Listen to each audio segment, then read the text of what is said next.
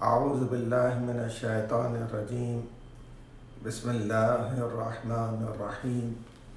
الحمد لله رب العالمين، والصلاة والسلام على أشرف الأنبياء والمرسلين، شفيع المذنبين، رحمة العالمين، سيدنا ونبينا وشفيعنا ومولانا أبي القاسم محمد. اللهم صل على محمد وآل محمد وآله الطيبين الطاهرين المعصومين الخيرين الفاضلين. أما بعد، فقد قال الله الحكيم في كتابه المبين وهو أصدق الصادقين. بسم الله الرحمن الرحيم.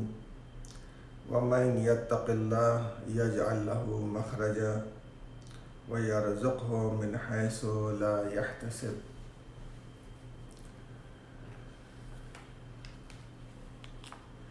This is the month of Ramadan Mubarak, the 7th day and the 7th fast of Ramadan Mubarak, and it is a Friday, the first Friday of Ramadan.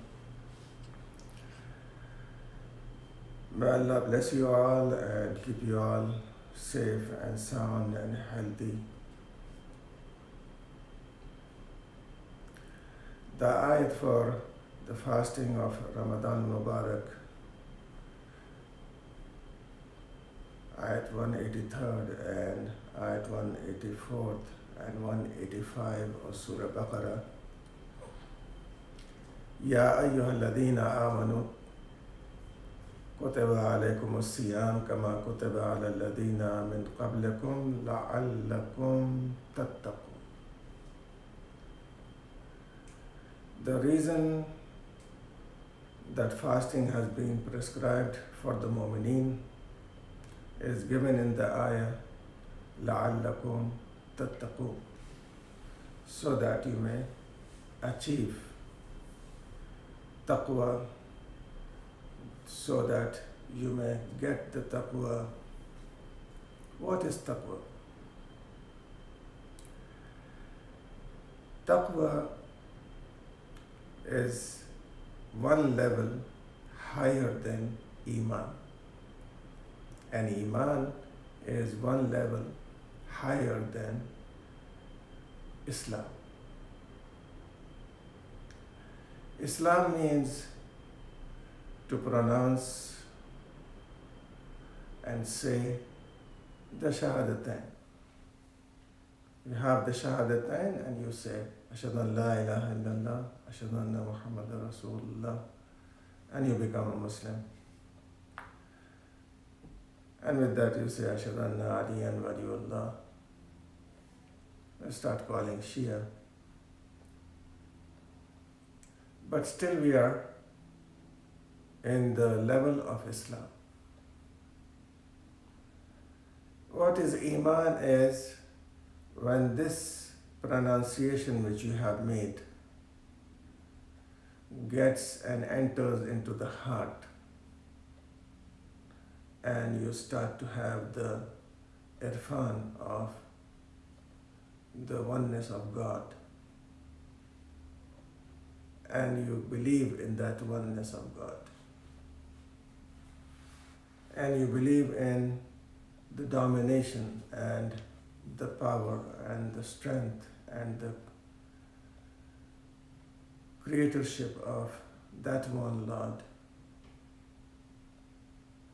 and you follow His laws and legislation with your actions and your deeds, and also you do the zikr of Allah with your tongue, and you say the witness and the shahadat with your tongue. So iqrar bil lisan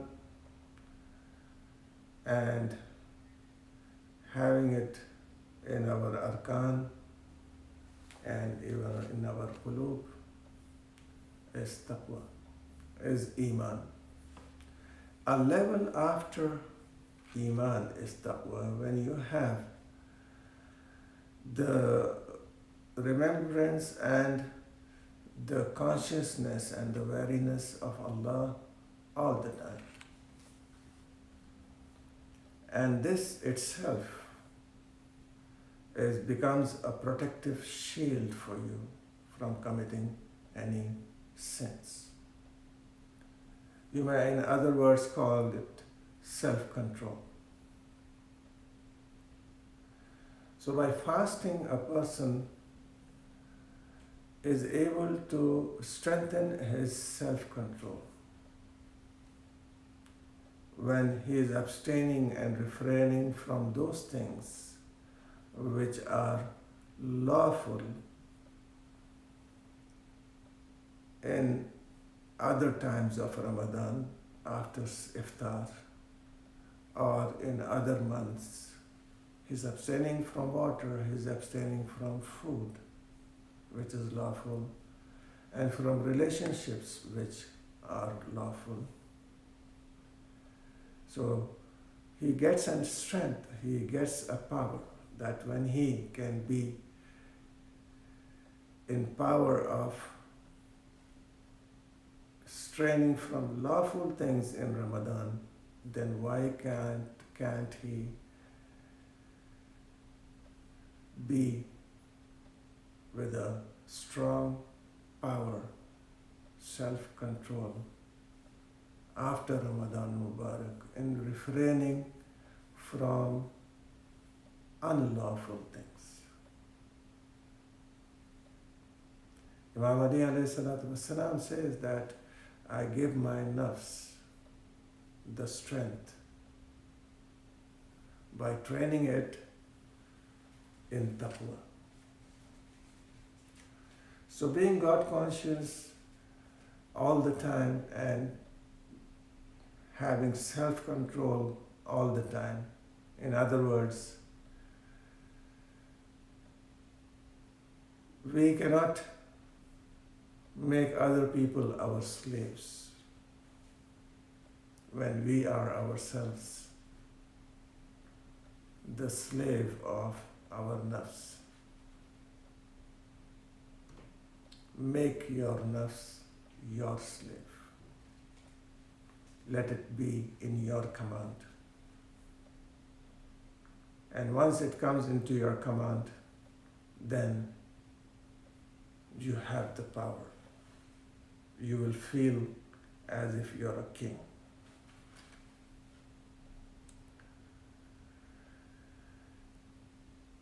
The root word of taqwa is waqaya. Waqaya means protection. And there are about 251 words in regard with taqwa. It is mentioned 251 places in the Quran and used as a noun as well as a verb. Ittaqullah, tattaqun, yattaqun, at-taqwa.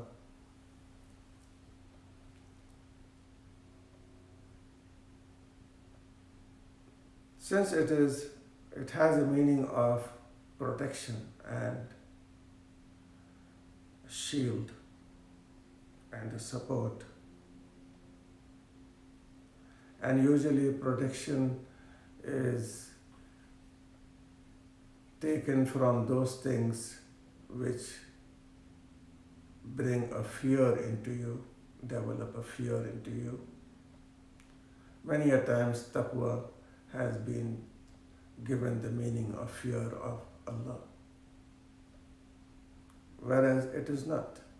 Metaphorically, you can say, and that also is a difficult place, because in the Quran, where you have got ittaqullah, fear Allah, you have got ittaqun nar as well, fear the fire of hell.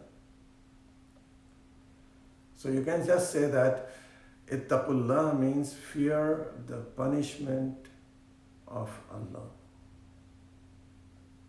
and ittaqun nar means fear the harm of the fire of hell.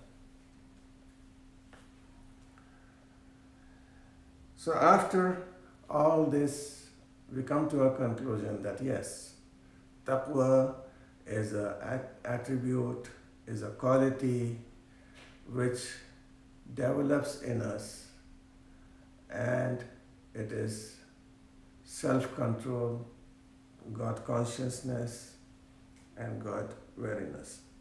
Taqwa can be of two types. One type of taqwa is that you completely avoid the situation which leads to committing a sin. You completely avoid the situation itself or the place itself. This is a weak kind of taqwa. For example, I will not go to a place where I know that I will fall into or be tempted into committing a sin. So I avoid that place, I avoid that situation. This leads to a kind of seclusion and isolation. And when it leads to seclusion and isolation, then it's a very weak form of taqwa. You are driven away from the society. The second form of taqwa is when you stay in the society, you move in the society, and you also are in situations and places which will lead you to committing sin, but yet you have the self-control. And the result of the self-control and the power of taqwa is that you don't commit any sin. His soul gives him the moral security and the spiritual strength. This is taqwa.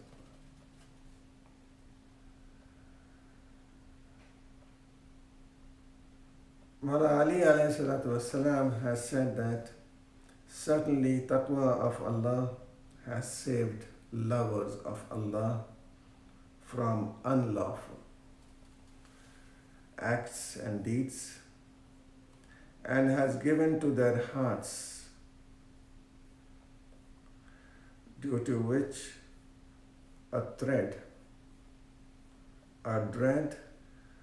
due to which they pass their nights in wakefulness.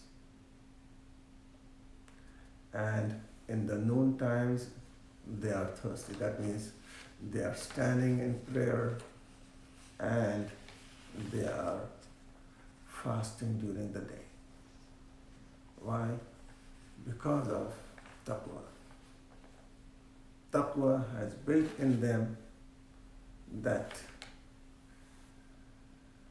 urge to get closer to Allah and to please Him.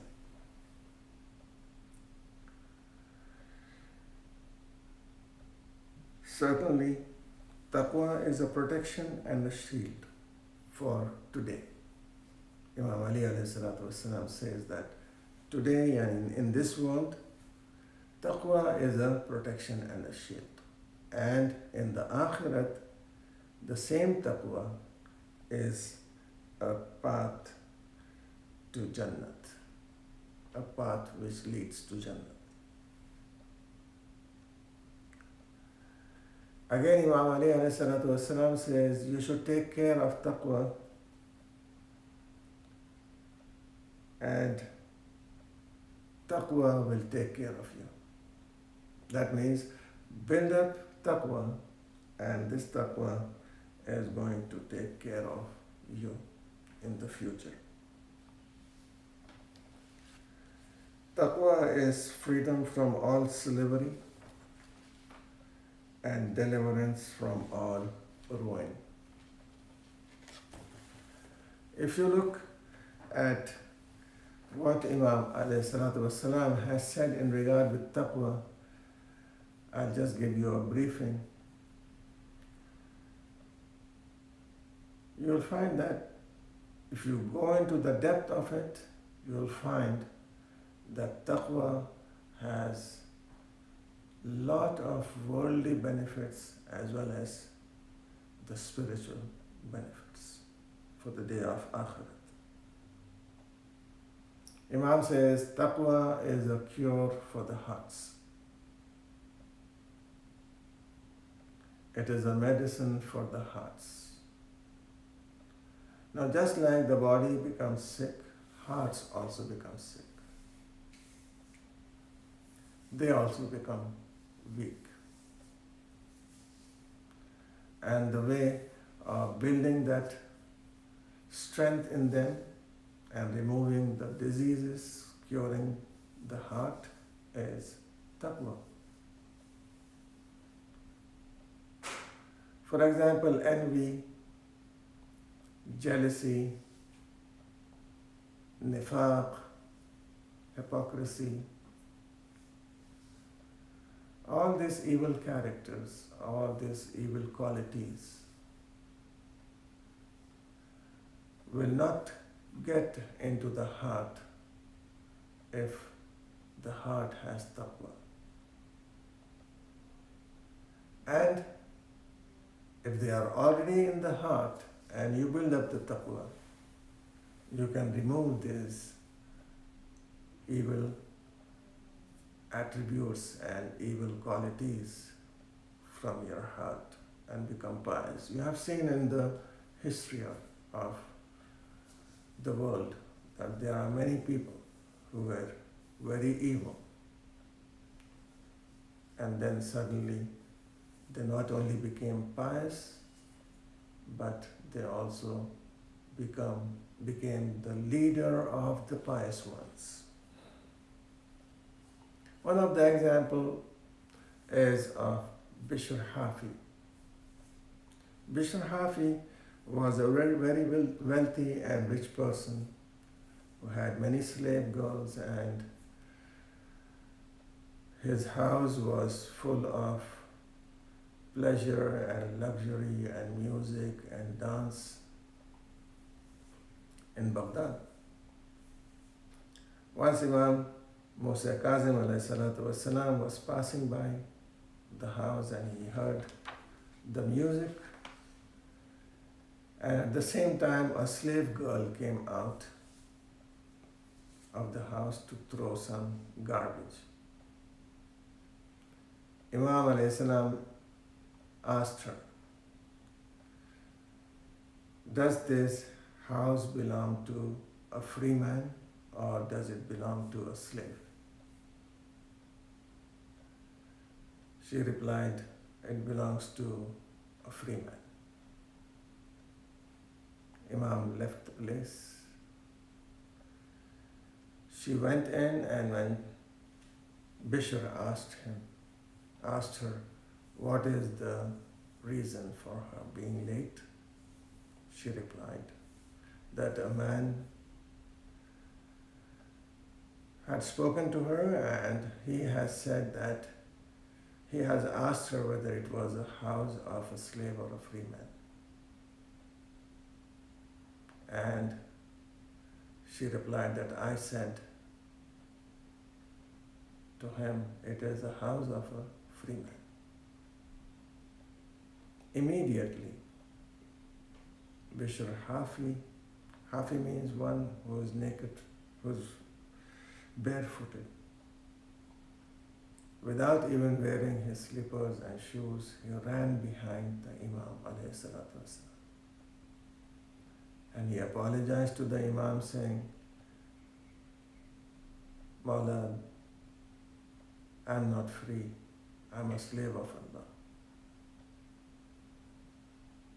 He gave up all his richness and pleasure and became one of the pious persons walking barefooted and calling the people towards taqwa, towards iman, towards belief. Imam ﷺ also says that Taqwa is a sight for the blindness of eyes. When you have a pure heart, you can see through the eyes those things which others do not see. Taqwa is also a cure for the bodies, according to Imam Ali alayhi salam. Why? Because you're not going to eat so much. You're not going to drink so much. You are going to have a balanced diet.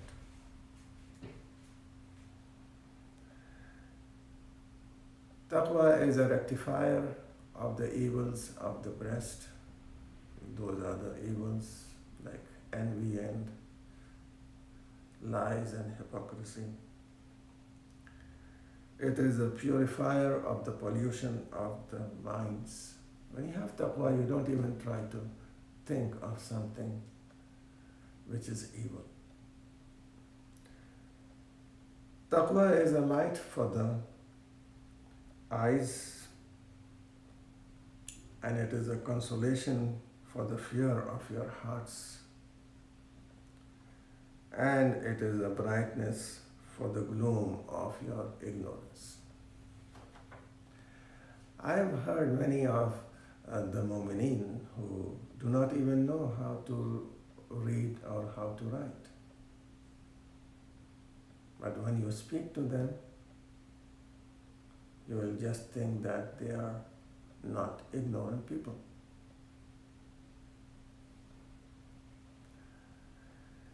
According to Imam Ali alayhi salatu wasalam, taqwa is the head and the ra'isul akhlaq, the head of the character, the head of the akhlaq. And then he says, you should have taqwa. Why? Because it is khuluqul anbiya. It is the character of the prophets. Rasulullah sallallahu alayhi wa sallam says, Man ruziqa tuqa, whoever is given taqwa, faqad ruziqa khayra dunya wal akhirah. He has achieved and he has got the best of the dunya and the akhirat. The Quran mentions about taqwa in Surah A'raf and many other places, 251 places. In Surah A'raf it says, Ya Bani Adam, qad anzalna alaykum libasan yuwari sa'atakum wa risha. O children of Adam, we have given you the anzalna alaykum libasan. We have sent down to you the libas, the clothing, with which you can hide your nakedness, and also it is a wealth for you, mata. وَلِبَاسُ التَّقْوَى ذَلِكَ خَيْرٌ. But the best clothing. Qabil told Habil that I am going to kill you. In reply to that, the wordings of Habil are noteworthy. وَاتْلُ عَلَيْهِمْ نَبَأَ ابْنَيْ Adam. O Prophet, read to them the story of the children of Adam. Bilhaq, truthfully. إِذْ قَرَّبَ قُرْبَانًا. When they were made to give a sacrifice and it was accepted from one of them and it was not accepted from the other. قَالَ لَأَقْتُلَنَّكَ. And Qabil said, I'm going to kill you. The reply from Habil was, قَالَ إِنَّمَا يَتَقَبَّلَ اللَّهُ مِنَ الْمُتَّقِينَ. Verily Allah accepts from those who are muttaqi, who are pious. The last ayat which I'm going to recite today is the ayat which is usually read by those people who are asking for the sustenance and the increase in their sustenance. This is the ayat from Surah Talaq, which says, وَمَنْ يَتَّقِ اللَّهِ, whoever has the taqwa of Allah. I do not have a particular word which can describe taqwa. Self-control is a part of it. God consciousness is also a part of it. The whole meaning of taqwa cannot be given. So I'm going to use the word taqwa. وَمَنْ يَتَّقِ اللَّهِ, whoever is going to have the taqwa of Allah, يَجْعَلْ لَهُ مَخْرَجًا, Allah is going to make for him a makhraj, an exit from all hardships and problems. وَيَرْزُقُهُ مِنْ حَيْثُ لَا يَحْتَسِبُ, and he is going to provide sustenance to him from places he has never even imagined.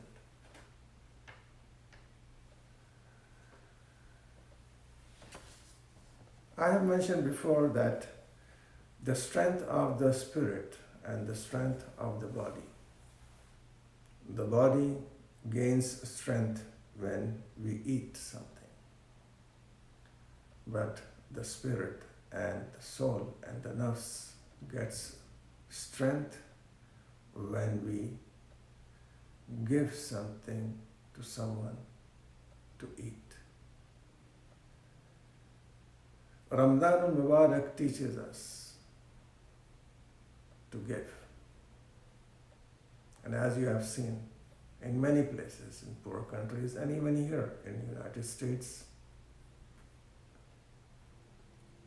people enjoy giving to those who are less fortunate. And Islam especially has encouraged and rewarded those who give. Giving iftar to others. Just imagine that if you give a piece of date to your brother to open the iftar, you are also going to get the same reward as he is going to get for the fast. So that's why you see many of the people all around the world who are Muslims, they do the khairat to get as much sawab as possible. I request our members and my friends and my brothers to help those organizations which are helping the poor and needy around the world, and see that these organizations do not fail. If they fail, then we have to build new ones.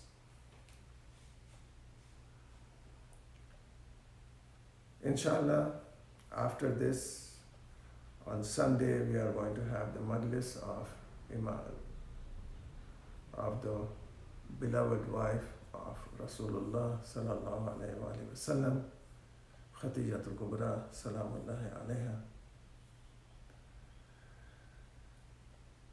And in the end, I would like to pray for all those people who are working on the front lines, and also those people who are going for jobs and other needs. May Allah protect them all and give them health and safety from this COVID-19 virus. Oh Allah, by by the grace of Ahlul Bayt alayhi salatu wassalam, accept our amal. O Allah, by the grace of Ahlul Bayt alayhi salatu wassalam, fulfill our hajat. O Allah, by the grace of Ahlul Bayt alayhi salatu wassalam, forgive the sins of our marhumin and give them a high place in Jannah.